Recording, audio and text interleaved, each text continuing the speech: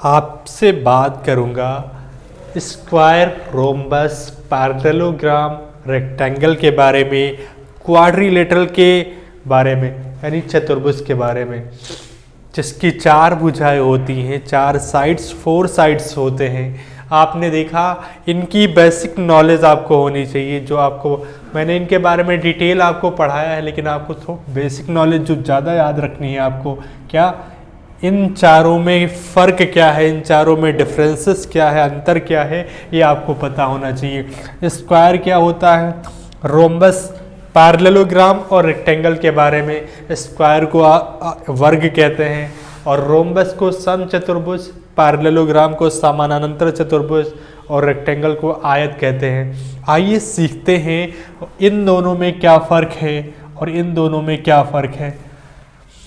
इसके पास 4 sides, 4 sides होती है, यानी 4 भुजाएं होती हैं, A B B C C D D A, और चारों साइड आपस में इक्वल होती है। वर्ग के पास 4 भुजाएं होती हैं, चारों भुजाएं आपस में इक्वल होती हैं।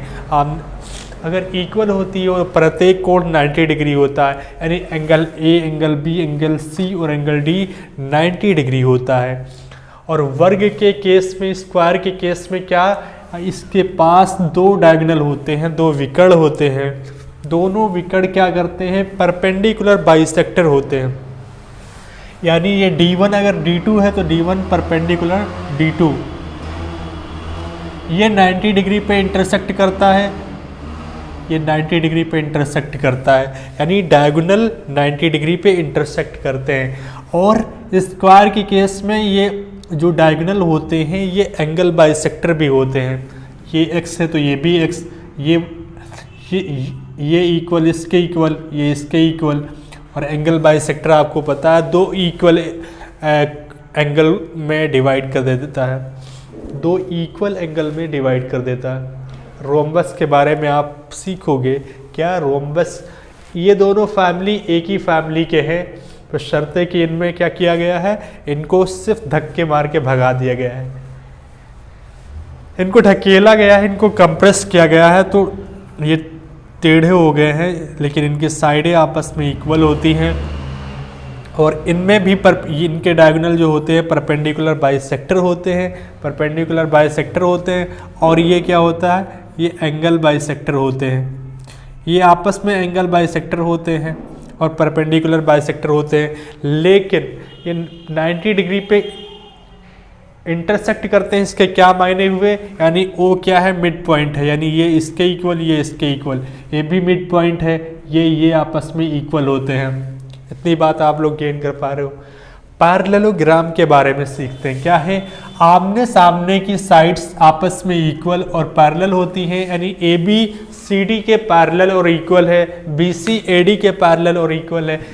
अपोजिट साइड इक्वल और पैरेलल होती हैं तो क्या कहलाएगा, पैरेललोग्राम कहलाएगा।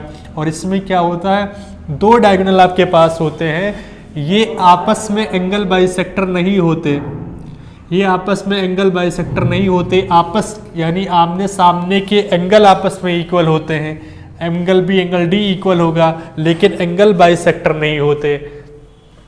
और O यहाँ पर मिड पॉइंट होता है, ना ये परपेंडिकुलर बाइसेक्टर होते हैं, यानी पैरेललोग्राम के केस में ना ये एंगल बाइसेक्टर होते हैं, ना परपेंडिकुलर बाइसेक्टर होते हैं, सिर्फ O बाइसेक्ट करता है, O मिड पॉइंट होता है, तो ये इसके इक्वल, ये इसके इक्वल हो जाएगा। और रेक्टेंगल के केस में क्या होता है, यहाँ पर एंगल क्या होता है, 90 डिग्री नहीं होता, यहाँ पर 90 डिग्री होता है, यहाँ पे नहीं, यहाँ पर एंगल 90 डिग्री नहीं होता है। आप देखिए आयत के केस में, आयत में प्रत्येक कोण 90 डिग्री होता है और आमने सामने की भुजाएं पैरेलल और बराबर होती हैं। आमने सामने की भुजाएं अपोजिट साइड इक्वल और पैरेलल होती है, यानी ए बी डी सी के इक्वल और ये इसके इक्वल होता है। और O क्या होता है, 90 डिग्री पे इंटरसेक्ट नहीं करता है, सिर्फ O मिड पॉइंट होता है, और O मिड पॉइंट होता है तो ये इसके इक्वल, ये इसके इक्वल। इतनी बात आप लोग गेन कर पा रहे हो, ये फ़र्क आपको याद होना चाहिए। इतनी बात मैंने डिटेल आपको पढ़ा रखा है, और बाकी सारी चीज़ें जो डिटेल पढ़ाई है उसको जाके पढ़ सकते हो।